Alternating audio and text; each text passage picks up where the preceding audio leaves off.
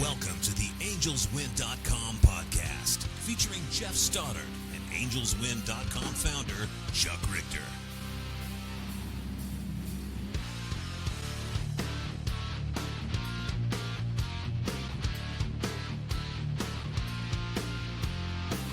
Her daddy pushed her off the deep end, no, never understood. And now, here's Jeff Stoddard.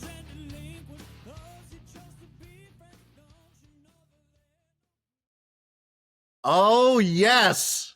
It is that time. It is the episode everybody has been waiting for, where Chuck and Jeff come in excited about the team, happy, not ready to complain, but ready to celebrate. Yeah. So welcome in, Chuck. How you doing? Very good. You know, it's funny. We had this scheduled for Saturday morning, but Jeff and I were just woke up cranky and sour over that beating we took by the Nationals on Friday. We're like, no, let's postpone it a day. I feel like the Angels are going to win one. And then we could do one where we have a rubber match. We're going to take the series. And they did. Yeah. They won yesterday. So we come into today's episode with the team at 500, 41 and 41. So we are halfway and one game through the season.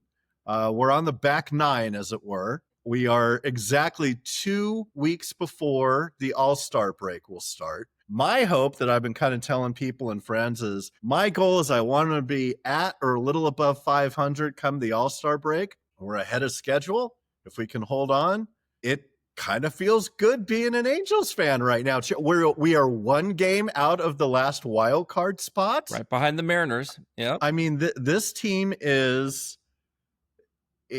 we are going into July and potentially looking to go into August and September playing meaningful baseball games. And, you know, for long-suffering Angels fans, especially over the last decade, it's kind of all you could ask for at this point, right? Is that your games are mattering late in the season. Right. It's been a while. And so it's fun. I mean, we were talking earlier and we are like, man, you know what? There actually is a lot of storylines to discuss, you know, and especially when you haven't done one for a month. But, but you know, but still, you know, I mean, just so everybody knows, Jeff has been busy with work. I've been busy with work. We've been traveling a lot. Throwing a big vacation on my side in there too, and trying to adjust schedules to get the right day to do one. And then you wake up grumpy and you're like, screw it, we'll do it the next day. It's like the team, we were talking a little bit before, you know, we should have held most of this after we hit record. We were chatting a little before, and I was commenting that the last month to 5 weeks has felt like it's either sweep or get swept, right? Yeah. Like there's just been this ping-ponging back and forth of we're sweeping teams or we're getting swept by teams. And I felt like Chuck and my schedules, as he said, have been really busy. But when we've fallen into a point where it's like, okay, I think I have a window here where we can do it. It's like coming off the backside of them getting swept. And we're just like, no, I don't want to record another grumpy podcast. Right. We have an entire catalog of podcasts of people listening to us bitch, moan, and complain about this team. Let's wait until good stuff is going on and jump in and celebrate. And then also there's been so many too that we have done where it's nothing but positive vibes. We're just stoked, you know, talking up the team over the whole podcast, and then they go on just a disastrous run of getting their butts kicked. Right, you're like, really? Right. I mean, so we jinxed them, man. Damn it. So no jinx today, though. It's all good stuff to talk about. So cheers, Chuck, to you. Cheers to all of our listeners. What are you drinking right now? This is what is it? Chris Stapleton's The Traveler. Oh, nice. And a little bit of Coke Zero. So just kind of like, you know, play on a Jack and Coke, but a little bit better bourbon. Yes. So, excellent. Refreshing. What about you? I'm doing a Moscow Mule fueled by the good folks at Tito's and this ginger beer that I found called Buddenberg, and it's from Australia. So really nice pairing. I'm drinking a mug. I've got my my thing here. It's for Team Tim. I don't know if you guys remember last year I had met that young man at Coors Field at the Rockies game that was kind of going through cancer, big Angels fan, and he came out to, maybe it was a year before. Gosh, has it been that long? I think it's been 2 years. Yeah. Yeah. And, met him and we've stayed kind of in contact. So Tim, if you're listening still, I got your sticker still on my cup here and see it Good. most days when I'm using this for coffee. But in fact, Chuck, you went out to Boston and saw a game, saw them play the Red Sox, and Tim and his family were there the night right after you were there. After. Yeah, you guys just missed each other. Right now. If I would have knew he was going to be there, man, I would have tried to change up my schedule a little bit for the last day I was there. But that was an amazing trip, mind you. And I don't know, we can get into that maybe later, but that was a blast. But yeah, great things, and we're really happy, and many of you guys have sent in things and sent your prayers for the family and for the kid, and so it's it's great. He's doing good. He's doing good. It looked like they had a great time out there. Yeah, and I think he got to meet Trout again, right? I think so. Yeah. Really good stuff. All right. Well, let's keep talking about this team. So we've got, I kind of set the stage for everything there. So again, we're at 500. My goal, 500 by the All-Star break. They've got 4 series coming up, or I'm sorry, 4 series over the next 2 weeks. So they've got the Braves, the Blue Jays, the Rangers, and the Diamondbacks. Looking at that lineup, that feels like something that they should be able to maintain. Not an easy road for sure. No, not an easy one. But not, you're not facing any juggernauts either. So I think the Braves may be better than their record indicates, though. Yeah. Right. They have Acuna back, and he's been amazing. I think they get Profar back here at the beginning of the month of July, and so their pitching's pretty decent, so we'll see. Diamondbacks, dude, they're a solid team. They've had injuries though. I mean, Corbin Carroll's out. A couple other guys are out, so gotta take advantage of that. I saw them a week and a half ago play the Rockies. Oh, and that's right. They looked really good. Yeah. Caveat, they were playing the Rockies. So tough to not look good playing a team that's got a real chance of having the worst record in Major League Baseball history. Going back to the 1800s. Yeah. This is some historic stuff that's going out here in Colorado. Yeah. Rangers, obviously, that's going to be really tough. They're playing, they're kind of up and down, right? Yeah. But anytime you're playing an AL West team, you want to those wins. They got Seager more. back. I mean, their pitching's decent. So I mean, they're playing much better than they were earlier. I mean, they were having some serious offensive problems, which you look at the lineup, you're like, how, right? Yeah. But there was just guys that just forgot how to hit and stuff. And so, but now, of course, they're the Rangers of old. So we'll see.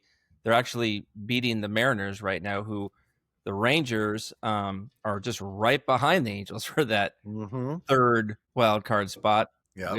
So if they beat the Mariners, we win. They'll be behind us, and we'll be tied. Let's go. Let's go. Let's go. It's exciting, man. I mean, it's been a while since here it is July, and we're right in the mix. And even Victor's credit, he pointed out that this division is up in the air, and that's not to say they're going to beat the Astros, because the Astros are actually playing a lot better now. Yes. But I mean, the wild card is up in the air, right? I mean, so this is good for the Angels. And so these guys need to, and we'll talk about this, they need to stay on the field. They need to continue to progress our younger players. Yeah. And man, there's a lot of things that we're going to touch on here. Some individual players that have really, stepped up. Yes. And, maybe you want to start with your boy prediction.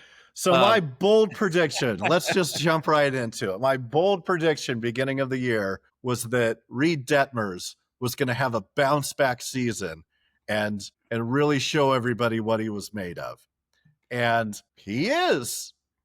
It wasn't how I imagined it being, but he rough starting the season. But coming out of the bullpen, he seems to have positioned himself and maybe regained a sense of confidence, regained a sense of what he can do and execution on his stuff. Yeah. He's been great for the last month and a half for this team coming out of the pen. And one of the things that you see on X all the time, people, posting throughout the game is, what do we do with this guy? Do we leave him in the pen where he's being successful and clearly being a plus for us? Or do we roll the dice and move him back into the starting rotation and see if he can, take that success and be be part of the starting five and continue with it? And I'm going to be honest, Chuck, I think my initial answer is I really don't know. But if you put a gun to my head and made me pick, I think I would say leave him where he's at. Yeah, the old adage, right? If it's not broke, right? Kinda. I try to fix it, and just write it out, because we don't know. I mean, here's the thing. I mean, Kenley Jansen has been great for us, right? But he could be a candidate at the trade deadline where the Angels could flip him, right, and get some prospects like we did last year. For Carlos Estevez, and God, man, I mean, that's what the Angels need to keep doing, right? If they're not going to keep him, if they're going to just lose him at the end of the season, you got to deal him. Right. So then maybe you insert Reed Detmers into the closer role. There you go. I mean, dude, he's got closer stuff. Now, and then maybe you look at it towards the after the season and stuff, and you say, okay, well, let's build up his arm and all that stuff. Let's get him back into the rotation, all that stuff. And then you look at going there. But I think that's what I agree with you. I think you got to leave him. I think you got to just leave him where he's having success. There's not a need right now, right? I mean, you could argue that Kohanowitz and, Tyler Anderson. I mean, Tyler Anderson's another guy that, could be flipped at the trade deadline. And then who's going to come into his spot, right? Right. Jay Silseth, who, we sat with his folks and stuff. I was talking with his dad earlier and this week, and he said that he's supposed to be back on the bump again in AAA in the next couple of weeks. He's been out with an injury. Great. So he's a guy that could slot in if Tyler Anderson is traded, and then you just keep Detmers in there. Aiden Dana, if he, is starting to look better, a little bit better in AAA. Yeah, I don't know. I mean, what are your thoughts? I mean, that's kind of where my mind is at, It's this year, and God, I hate when people do this. So I hate it even more when I do it. It's like the things that you hate the most about yourself glow in other people, right? Yeah. But this season, though, with our pitching, feels a lot like 2002 to me, where the starting rotation was, okay. It was our pen that we leaned on, right? You just wanted your starters to get 4 or 5. 6, bonus. 7, oh my God, he's having a great day. But give me 4, give me 5, and then turn it over to the pen that just locked things down. Yeah. And this team, while they're not that, this pen is not what that pen was. No pen will ever. No. But it feels like that kind of a setup, of a situation where the strength of your pitching is your bullpen. Yeah. So, and the starters have been okay. They've been fine. They've been getting us 4 or 5 innings where we're not out of it. We're still in it. And the team, when they're winning, typically comes in and wins between innings 5 and 9. And like even Hendricks, he gave us 5 solid innings last night. Yeah. You know what I mean? It's like, and if Kohanowitz today can give us some solid, and it's like he did last year, he was Mr. Quality Start, right? Every game, I mean, a quality start towards the end of the season. He, he's gotten better with his changeup, and so in commanding his changeup and stuff. And so I think that, I think the Angels are the only team in baseball this season that still has their starting 5 from the beginning of the season. Wow. Yeah. There you go. Isn't that crazy? I like it. Yeah.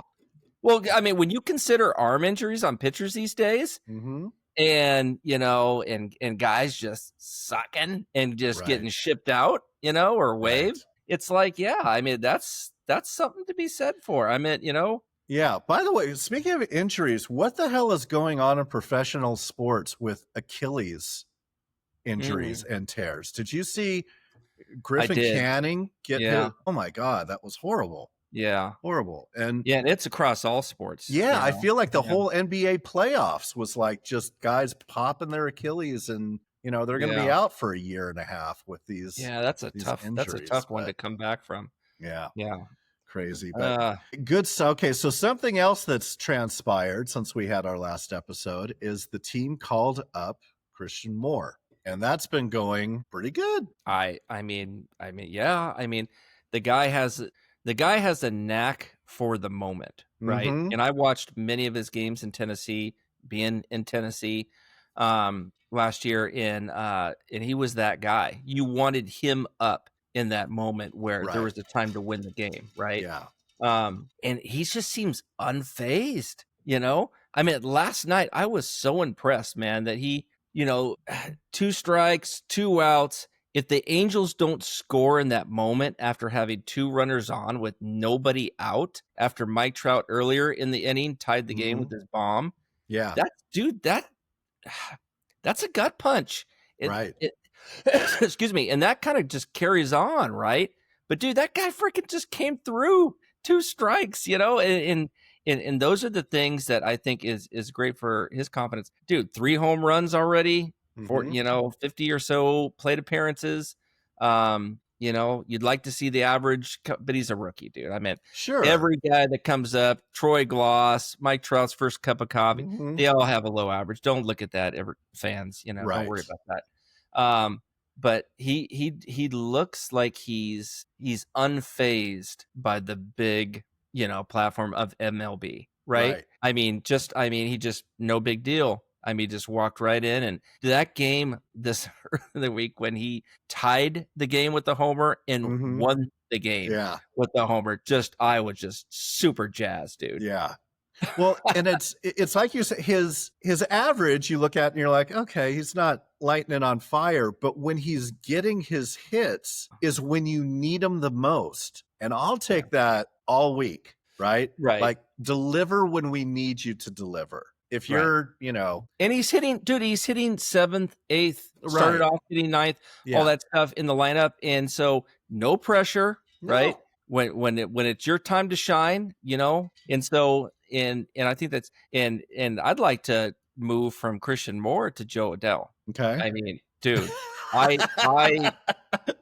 here's a saucy one for our. Well, both of us. And if you follow our AngelsWin account or our personal accounts, or if you've ever hacked our text messages, you'll know that Joe Adell has driven us batshit crazy over the last few years. And especially, I mean, even early on this year, just some of the things he would do on the base paths or in the field, or took some terrible at bats early on in the season and stuff. And so, dude, he's turned it around. He is raking right now. Yeah.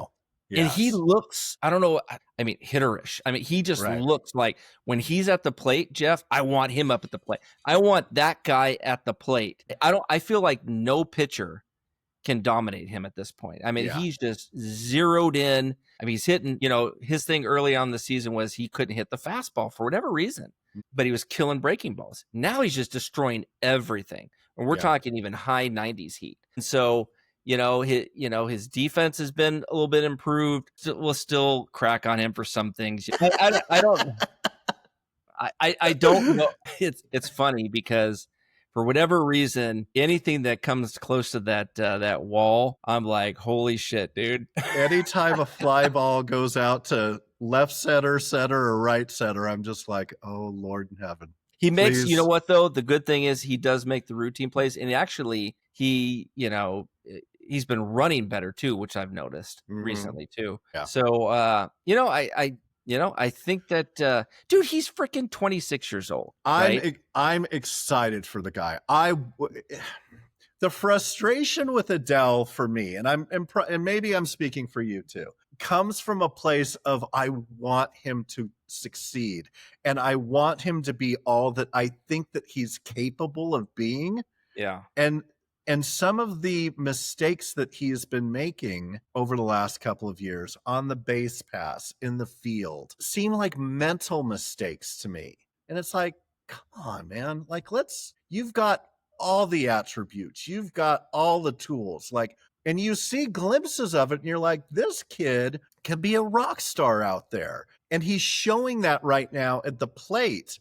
But I need that to move to the outfield too. And maybe it's an unfair situation where he is replacing the franchise's, Well, yeah, we've been spoiled with Mike Trout, best player in club history, potentially, right? Right. So admittedly, maybe a bit unfair, but that's the hand you were dealt. So when a ball's coming to you and it hits your glove, maybe don't have it bounce off your glove and go over the wall. Like, that would be a great place to start. I think he's made up for all the a couple of those, plays. But at the plate, man, he is just mashing right now, and it's exciting and it's fun to see. It really is fun to see, and I hope he keeps it up. He's looking more and more like a comp that I put on him. What was it, 4 or 5 years ago? Preston Wilson. You remember Preston Wilson? Power, some speed. Maybe not the defense of Preston Wilson. Maybe he'll get there, but he's still young. He could. But it's good to see, dude. Dude, he's on pace to hit nearly 40 bombs. Think about that for a second. Now, let's talk real quick about my prediction. Okay. If you remember when we were on with Trent Rush prior to the season, that Reed Detmers was your pick. Mine, and for a while there, I thought, sketchy, it's not going to happen. There's no way it's going to happen. Especially with Shanuel. He had like 2 home runs for the longest time.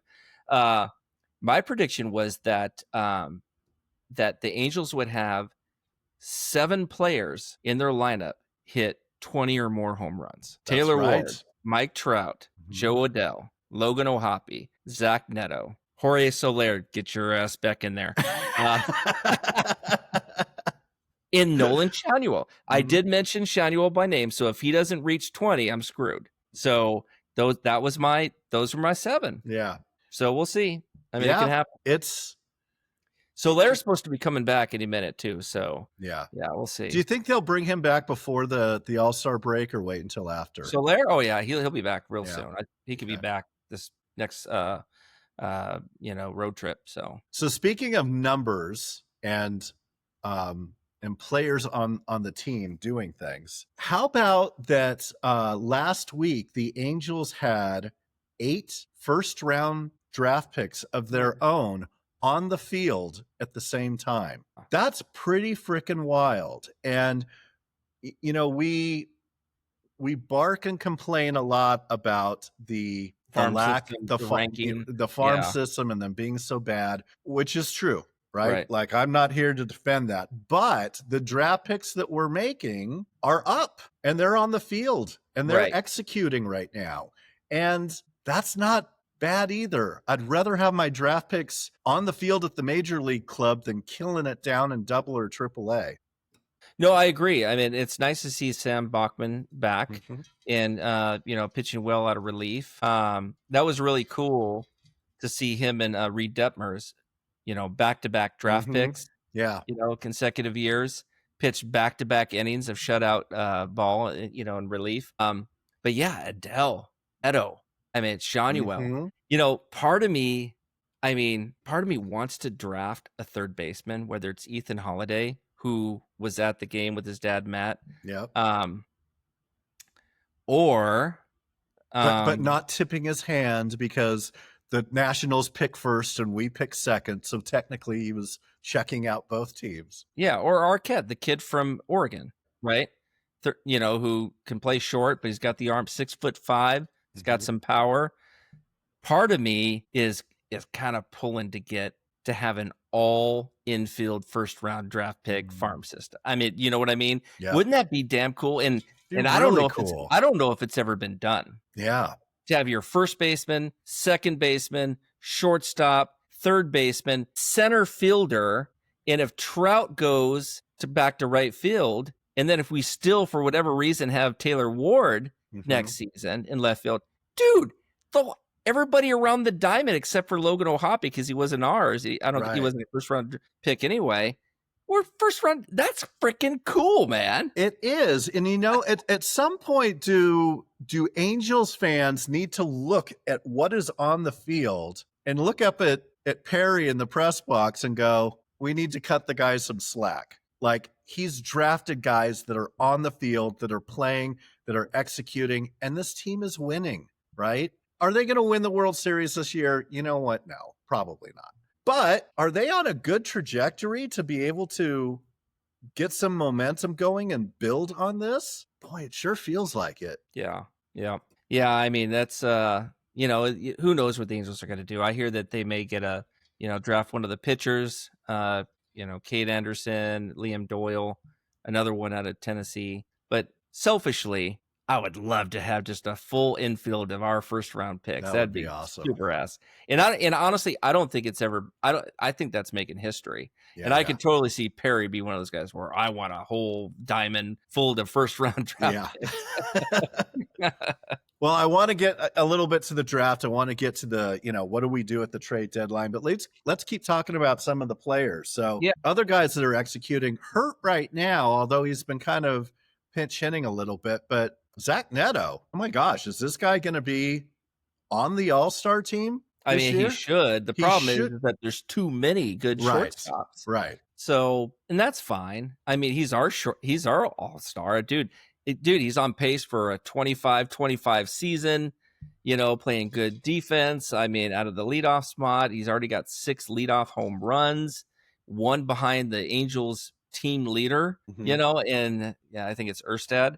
And so it's like, damn, dude. And Downing, of course. Yeah. So it's like, dude, that's good to have some pop, at the leadoff spot. I mean, we got spoiled, dude, growing up watching frickin' Brian Downing. And I mean, we've had some good leadoff hitters, dude. Yeah. Sean Figgins, I mean, and I just love Zack Neto's overall game. Just, speed, power, good defense, contact, all that stuff. So he played a line that they love on AngelsWin. We've loved for 21 years. He's got grit, right? Yeah. He just has that kind of chip on his shoulder and plays with with a bad attitude kind of about him without being, me, but just he's got a grind to him that's just like, it's infectious. And you can see him being a leader on this team, just in the way he carries himself and the way that he performs and goes about his business. Doesn't he kind of remind you, I mean, of Erstad in that? Yes. When you said Erstad, I was like, he's got lots of Erstad obviously he's not going to hit for the high average that Erstad, was hit for. I mean, he may later on.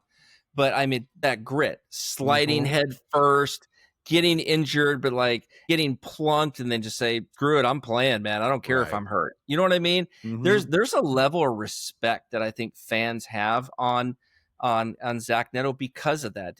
How many times has he gotten plunked since he's been up with the Angels? Right. And he's just like, dude, we're talking wrist, hand, fingers, all the spots that are no bueno, man. You get hit on those spots and typically you're out for weeks, if not months.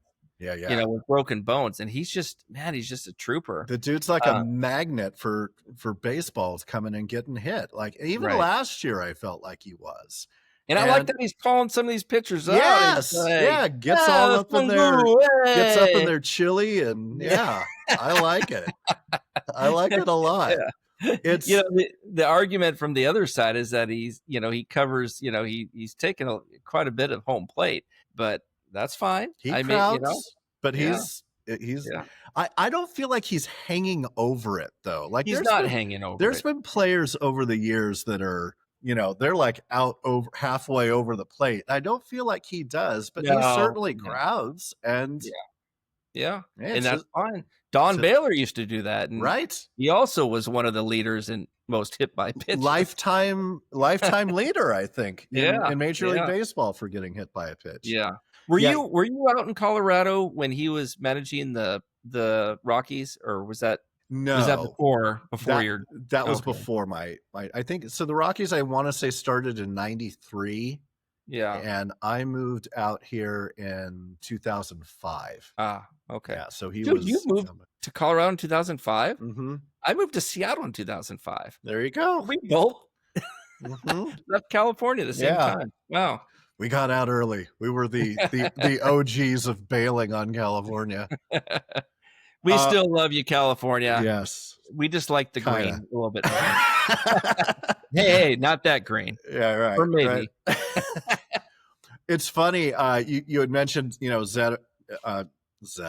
Zack Neto, like head first sliding Yeah. and stuff, which is cool. Like you love to see that grit, but that's part of what causes the injuries. And Right. it's one of the things that we loved about Mike Trout, Yeah. early on in his career too, is that he kind of attacked the game. You did. But ultimately, what that resulted in was a lot of injury plagued seasons where we would only Later have on. him for, half the season, 2/3 of the season, and he was out the rest of the time, which, ultimately I think has been a drag on his numbers and right. on his career Which potential. is good that the Angels are actually having Neto. I don't know if you've seen it on X, but they're actually having him slide. That's what I was just going to bring Yeah. up. Was Erica Weston posted that video yesterday of him in the outfield. They were having him practice sliding feet first. Yeah. And you got to rein him in just a little bit. It's tough, right? Like you don't want to corral the stallion, but at the same time, it's like, we need you, right? Like your greatest ability is your availability. Right. And we need you on the field. So you need to find that happy balance. Well, then I think that's kind of why Darren Erstad had a shortened career too. Yeah. Because that guy was just an animal. He would dive for, sometimes I felt like no reason. But the guy was just because he wanted to taste the blood in his mouth. I mean, but we love that about him, right? Just that grittiness, and there's a lot of that on this team. Yeah. So who else do we haven't covered that deserves some, attention? How about Logan O'Hoppe? Thoughts on Logan?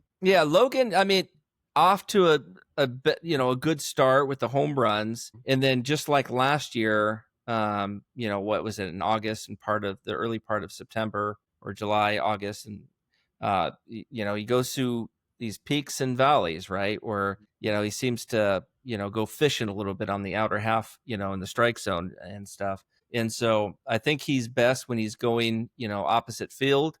You see a lot of his home runs go that way. And then, he'll yank one and pull one when he's just thinking center, right? Center, right. And so the big knock on him this year, though, has been his defense. Right. I was just going to say, what are your thoughts on him behind the dish? And really, it's perplexing to me because one of the things that were talked about him in the minor leagues was his defense, and his ability to work with pitchers and pitch framing and all that, and his pop time, right? And he's having a tough time with that this year. Yeah. I don't know if it's, he keeps going down to one knee and then not, and back and forth, and he's trying to find what works for him. But there's been a lot of pitches this year that I felt he wasn't able to bring in, into the zone that, were somewhere where Travis was, it just comes natural. Yeah. Right.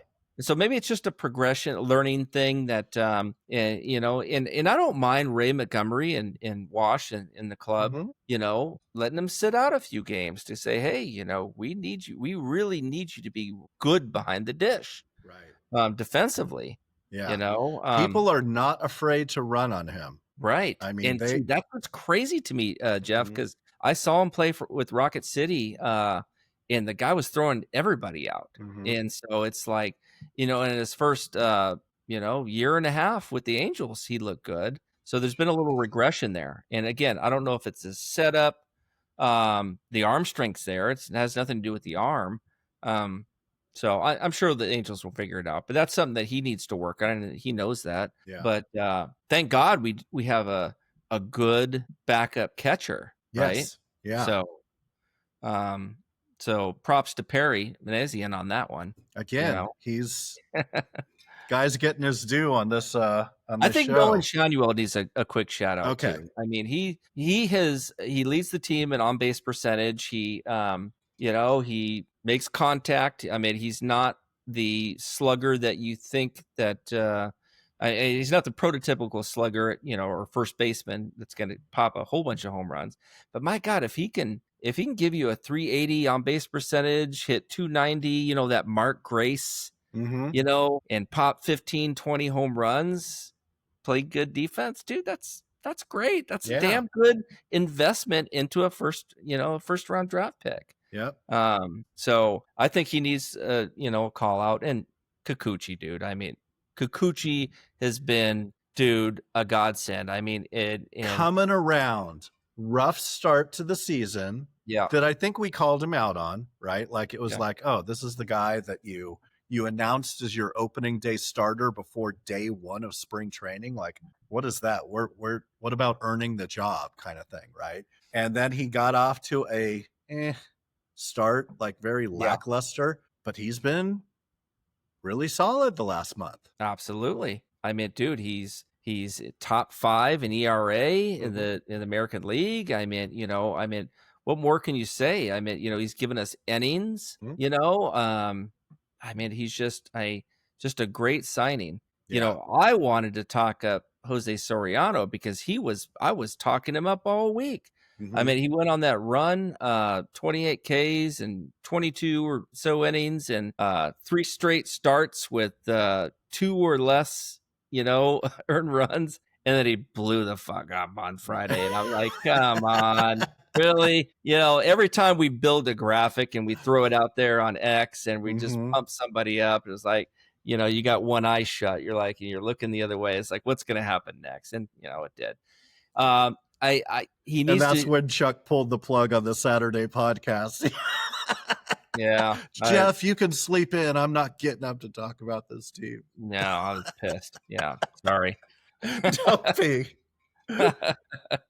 Yeah, we've been fans long enough to do that. So yes, indeed. And it's good that we get to talk today because excitement, team's doing well. Yep, absolutely. All right, well, let's talk about and I don't know how much you want to talk about it, but I think that it would be improper not to mention that we don't have the skipper for the rest of the year. So Ron Washington is out for the remainder of the year with an undisclosed health thing. Perry Manassian made a kind of interesting comment yesterday that raised some eyebrows from some folks. Yeah, well, whatever it is, it's definitely not heart disease because he was eating fried chicken up in the press box. After the up in the suite.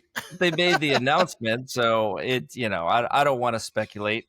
But it's just interesting. Who knows what it could be, dude? I mean, in this day and age of freaking cancer and stuff, I mean, you and I have lost family members via cancer. I mean, stress can play a big part in the spread of cancer. And he's not a young man. No. And so, I mean, you just don't know. I mean, so all we can do is wish our best to the skipper. And that he's got some say into what's going on, I'm sure. Right. It's in some level. I think Ray Montgomery's been fine, Yes. And so,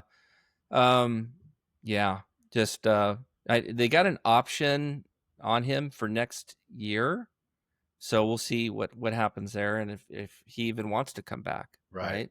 So I thought wasn't the comment something about Ron knows what he needs to do and he can control this or something to that effect, which I don't know. And I don't want to read too much into it, but so I won't. We'll leave it there. No, but to your point, wishing him all good things. And I don't want to speculate. And there's been a lot of things.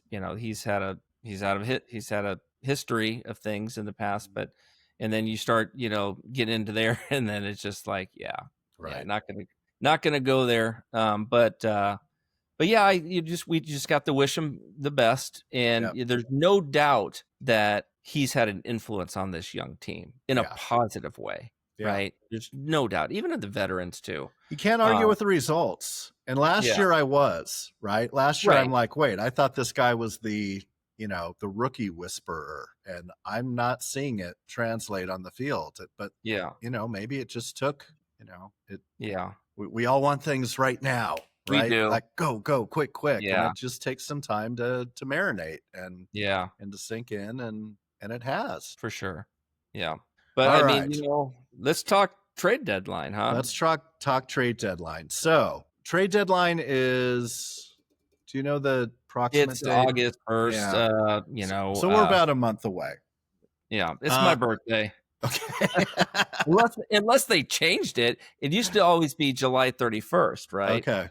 All right. So we're about a month away from the trade deadline, and every year it's, are we going to be buyers or are we going to be sellers? It's July 31st this year. Okay.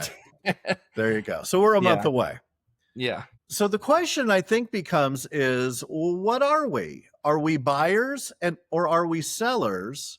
And what are we buying and or selling for? Meaning, is this team so hungry and so famished and starved for playoff, entrance that they'll do anything just to try to get into the playoffs?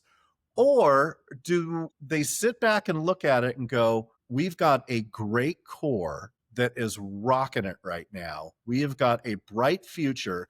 The way that people looked at the Houston Astros in the mid 2000 teens, right? Where it was like, they were horrible, but you're looking at them going, this team is going to be a problem in a couple of years. Yeah. Are people looking at us that way and we should be building for the future? Or do we try to make some moves to make some noise to get into and make some noise in the playoffs? I think that if this team is somewhere close to where we're at today on July 31st, I think what you should do now, mind you, the Angels don't have a lot of top guys, right? Everybody's on the field. All the prospects are on the field. They're not in the minor leagues. Yeah. They don't have an Edgar Caro, right? To get like a Lucas Giolito for, a rental or something like that. So, or a Kai Bush. I mean, I guess they do have a Kai Bush type. I mean, I could float a couple names out there, but I think the Angels, if they can swing a deal that with some of these guys that have expiring contracts, right? Like Rengifo, right? Like Jansen, Moncada, right? There's a handful of, you can look at Taylor Ward, who's got one more year left on his contract. If we're sitting here on July 31st and, Taylor Ward has 20 home runs now, if he goes on another one of those fucking crazy runs again with home runs and just gets on another hot streak, I think you got to look at it. But then you flip it and you're like, well, we're trying to win. Mm-hmm. Oh, wouldn't we want to keep Taylor Ward? Well, you got to look at it this way. You got to hit the trends that this guy is feast or famine. Right. And there's inconsistencies. He can go a month of just not producing. Mm-hmm. And then he can go on a 1 to 2 week run where he's carrying your team, right? Because he's just killing it, hitting a ton of home runs and just seeing the ball well. And so it's tough. But if you can get all those expiring contracts dealt and get someone back to help you now, not 3-4 years from now, maybe even next year, I think you do it. I think you got to do it.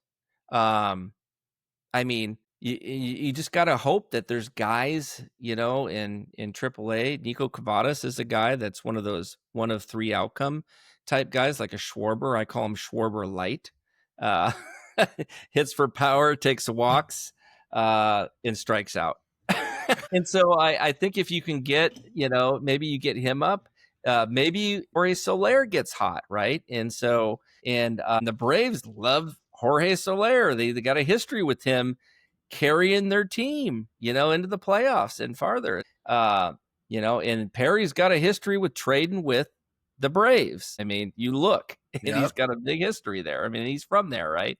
So, I mean, although the Braves don't, just calling out the Braves, they don't see it to be in a position where they would likely make a move. I mean, they're like 9.5 out of first place in the East, and they're 7 back in the wild card. So yeah, there's I'm a lot not of sure good they're teams. a team that would Yeah. actually.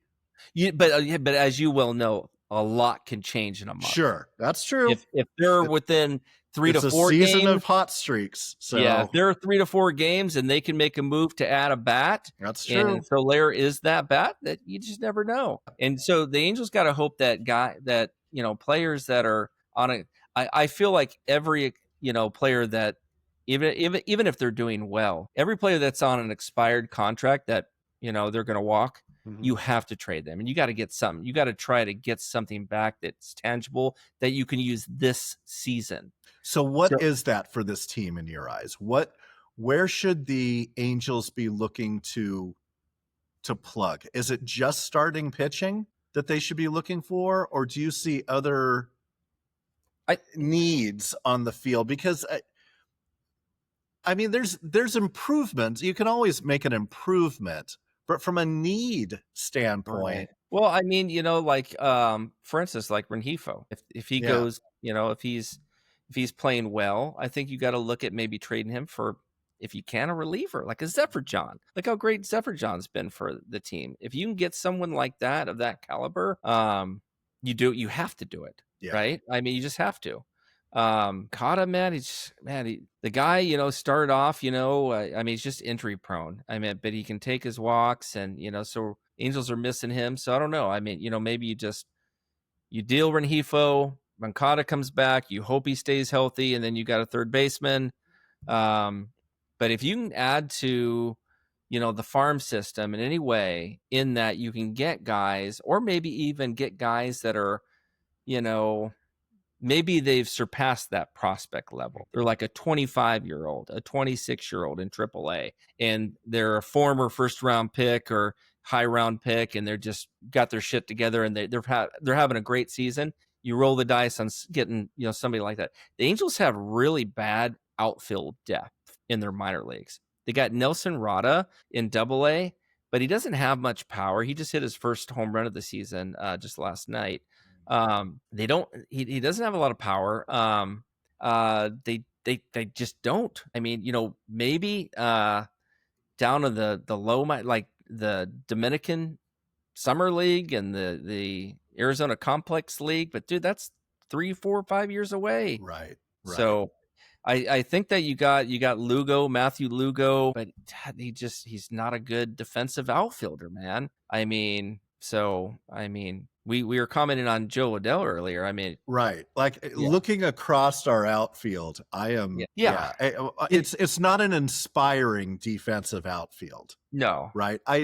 At the plate, guys have been executing and doing well. And it's like, okay, you're making up for it with the bat. But, having one or two challenges defensively in the outfield is one thing. Like looking across the entire thing and going, eesh. Yeah, that's where Nelson Rada can really help the outfield defense. He can cover a ton of ground. Some say that he's a future Gold Glove center fielder. So, I mean, if Taylor Ward is dealt and you move Joe Adell to left field, Mike Trout slots in at right field, then I guess you're okay, right? Yeah. So are we going to see Mike out in the outfield anymore, do you think? Or is he I don't know. It's interesting that today he's not in the lineup, and they have an off day on Monday. Yeah. They had an off day on Thursday. I mean, so it makes you wonder. I mean, are those knees barking? Yeah. And and they probably are. I mean, and so I mean he's had issues there, and so it's like, and so I mean, I don't know. I mean, I know the Angels are trying to keep him healthy, which is good, but it's like, really? I mean, it's like when I first looked, I'm like, we're never getting above 500. Are we? The guy hits a home run last night, and he's pulled from the lineup. Yeah. Gosh. So let me ask the blasphemous question. Is Mike someone we need to look to move? Yeah, that's teetering blasphemous right there. Right? By the way, I say this as a the president and CEO of the Mike Trout fan club. Like, I don't ever want to see him in anything but Angels red. But I like, don't think so. do you need, I mean, at some point, do you just need to look and go, okay, well, what's best for the team? And would I love to see Mike go somewhere where he can, but now I'm looking at our team going, well, shit, maybe our team's the team that he needs to be Except on for the to Dodgers. potentially win. Right. Yeah. Fuck the Dodgers. But I don't know. To me, I feel like it is malpractice to not at least bring it up and ask the question. Right now, I know he's got a no trade clause in his contract, so he would need to pick and approve anywhere that he wants to go. But that Trout International golf course is just about done. I don't know if you've seen this pictures of this thing that Tiger Woods designed. It is beautiful. Like the clubhouse and the restaurants and everything that's attached to it. Oh my Lord. So would you want to go back home to New Jersey or that Northeast area and play for the Phillies or the Yankees or someone Orioles, if you're him, you know, where you can be close to your new venture that that will take you into retirement and will be a big thing for you and up till and until you buy, the Weather Channel and become a full-time host on the Weather Channel. I don't know. I don't think, I just don't see it, Jeff. I mean, I don't. You look at the Yankees, they already got Stanton, Giancarlo. Mm-hmm. That's a bloated contract that's, and he's oft injured, can't stay on the field as well. Right. Are they going to get another guy that they bring in, that with a big contract, right, to take over, DH? Mm-hmm. He's not going to. Bellinger is a superior outfielder to Trout, mm-hmm. And same with Judge, right? So, what about the Phillies, though? But the Phillies I could see them as a possibility. Right? First place team. Yeah. So, close to home, close to his Eagles. Yeah. I don't know.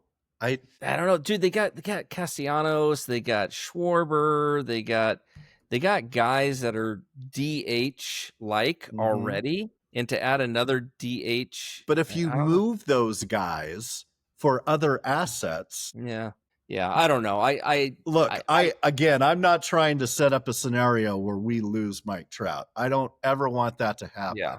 But I think if you're not at least talking about it or saying what if. I feel like he wants to stay too. And I think it's, since he has the no trade clause, I think it's up to him. Yeah. I think that, I think if he really wants out, and let me just say it this way. If the Angels are competitive and they finish, they got 82 wins this year, or above, and they're in it in mid-September to late September, I think that he's going to be like, yeah, let's go, man. This is the start of something, because we got these young guys that are contributing, and they're going to be a part of this great nucleus in 2026, right? However, if things just derail over this next month and it just gets really bad, and you just never know. And then even maybe in the offseason, Trout has his annual talk with Perry and Artie Moreno, and he's like, guys, man, I really want to taste. And the Angels are floundering again, and just towards the bottom with the A's. Could you blame him for going to management and saying, no, guys, I just want to win. No. I got to win. I got a short window because my knees are bad. My body's breaking down.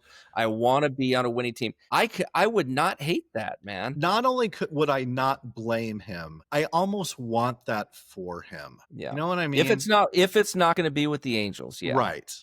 Yeah. I want that for him. I want him to taste that. If we're not going to be able to deliver that for him, I want him to get it somewhere else. And maybe, who knows? Maybe it's part of the plan. Maybe it's like, let's see how things are going this year. Let's see if the young guys develop, right? Mm-hmm. I mean, the Adeles, which so far things looking good, and Neto and Ohapi and Shanuel, Christian Moore, whoever they draft with the number 2 pick coming up, and you take momentum into the offseason. I Yeah. think he's going to be a fixture with the team for a while. Yeah, So I hope so. yeah, And folks, I'm telling you, if you have not seen Trout International, jump on your Google machine right now and go Google and look at the pictures of this course and this country club that he and Tiger have built. It is wild. Yeah. My son sent me a picture of it earlier today, and he's like, this is so cool. I'm like, that looks like someplace I could never afford to play. Yeah.